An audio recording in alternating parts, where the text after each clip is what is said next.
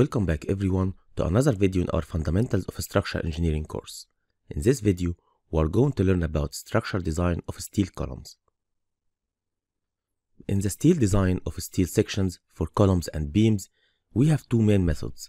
The first method is using equations, and the second method is using the tables and the graphs which are available in the FE reference book. We are going to learn both methods, even it is very easier to use the tables, but it is also important to understand the equations, so just in case that you needed it in the exam. However, it is still important that you understand properly how to use those tables, because it will save too much time for you, and I'm going to show you how. First, we will start by the method of equations. As we have learned, the steel design for steel columns is mainly governed by the buckling of the column. The steel column will always buckle before it fails due to excessive stresses. That's why we can see here that the formula for the design of compressive strength for steel columns, which is phi Pn, where phi equals 0.9 for steel elements, we can see that Pn equals F critical multiplied by Ag. This is where Ag is the area gross of the steel section, and FCR is the F critical, which is the F you are going to use, or the strength you are going to use to limit or to prevent any buckling for this steel column. FCR, or the F critical, has two cases here. In the first case, LC over R is less than 4.71 ρ E over F yield. In this case, the F critical is going to be calculated by this equation, which is 0.658 power F yield over Fe multiplied by F yield.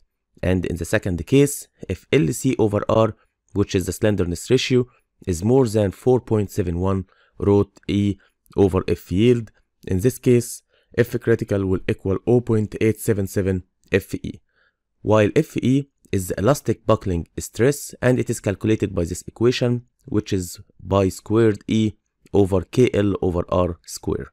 This means that in order to calculate the strength of the steel column, you need to obtain the F critical, and in order to obtain the F critical, you need to know first the slenderness ratio, so you understand in which equation you are going to use, and in order to use the equation, you need to get the Fe, which is the elastic buckling stress, which you get it from this equation.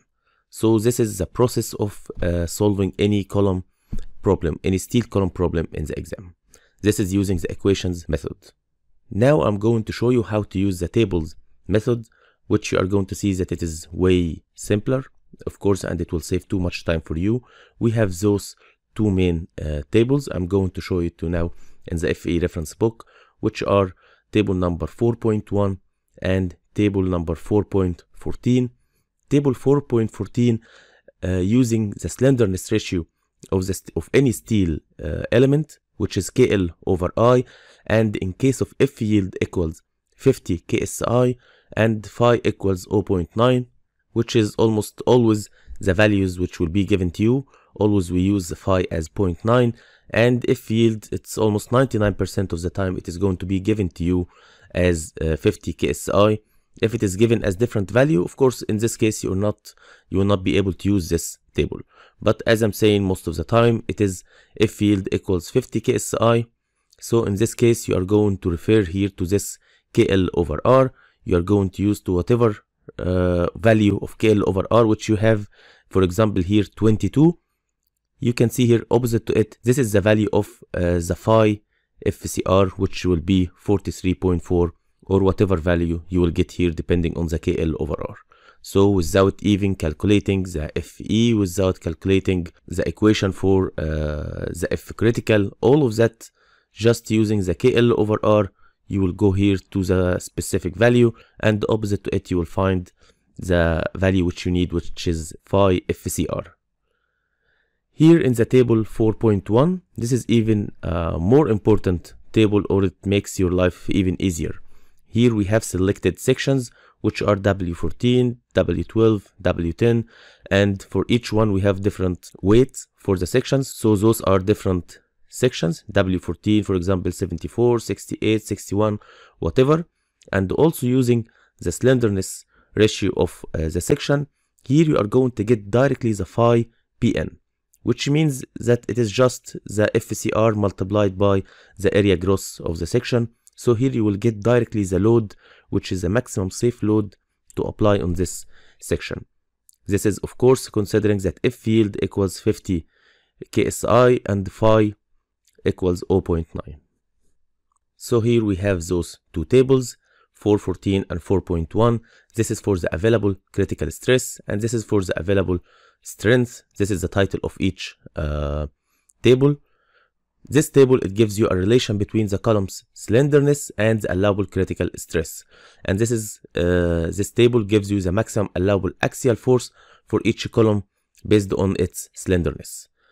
You need for each of those tables, you need to have the unbraced length. You need to have the K, which is the effective length parameter, and which we discussed in our first introductory video.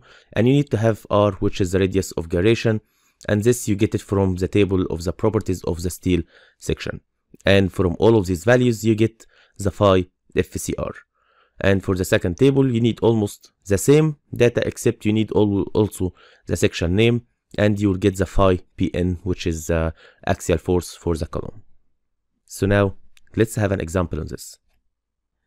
Here we have a steel compression member, which is a steel, let's say, column, has a yield strength of 50 kips per inch square, 50 KSI, and a controlling slenderness ratio of 31.8. The critical column design stress is most nearly. So here we want to calculate the critical column design stress, which is phi FCR, and we have here F yield, and we have the slenderness ratio, which is 31.8. So let's calculate first our limit, which is 4.71 root E over F yield, which equals 4.71 root 29,000 over 50. This is the youngest modulus of the steel in general, unless it is given as different value, but otherwise this is the default value for the steel. This is going to equal 113.4.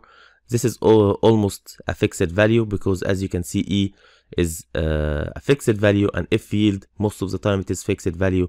So for any F yield of 50 KSI F yield, you will find that your limit is 113.4. And you know that slenderness ratio here you have is 31.8, which means that the slenderness ratio, which is 31.8, is less than our limit here, which is 4.71 root E over F yield. This means that FCR is going to be governed by this equation, which is 0.658 power F yield over FE all multiplied by F yield. So now we need to calculate FE, which equals pi square E over KL over R all squared. So this is the equation for the FE. Let's just substitute now. So it is going to be 3.14 squared multiplied by 29,000 all over 31.8 squared, because this term here is the slenderness ratio. So FE is going to equal 283 kips per inch square. So now you have FE. This means that F critical is going to equal 0.658 power F yield over FE all multiplied by F yield. This means that F critical equals 0.658 power 50 over 283, all of this multiplied by 50, which is going to be 46.4 KSI or kips per inch square. But you need to take care that this is FCR. We still need to calculate the phi FCR, which is going to equal 0.9.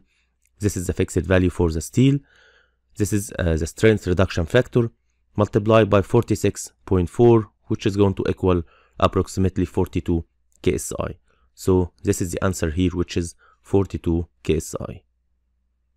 Now I'm going to show you how you could have solved this problem using the tables, and you will see how much time you are going to save. Here we have this table 4.14. We have F yield equals 50 KSI, which is given in our problem, and we have phi equals 0.9, which is the default value for the steel members. We know that KL over R equals 31.8, which is going to be here between 31 and 32, and approximately 32. In front of it here, you will see this is the phi FCR per KSI. So if it is approximately 32, you will get that the design strength or the phi FCR equals 41.8, which is approximately 42. So you can see that it is literally in just few seconds you solved this problem without even using a single equation. That's why I told you it is very important to understand how to use the tables in the exam, because it is going to save you a lot of time. Try to solve multiple problems using both the equations and the tables, so you'll understand the difference, and also you will get better practice in using the tables. So this is it for our video today. See you in our next video. Thank you.